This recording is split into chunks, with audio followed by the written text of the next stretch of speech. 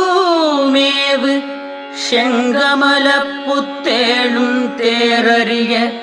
பாமேவு தெய்வப் பழமறையும் தேமேவு நாதமும் நாதாந்த முடிவும் நவை தீர்ந்த போதமும் காணாத போதமாய் ஆதிநடு அந்தம் கடாத நித்தியானந்தமாய்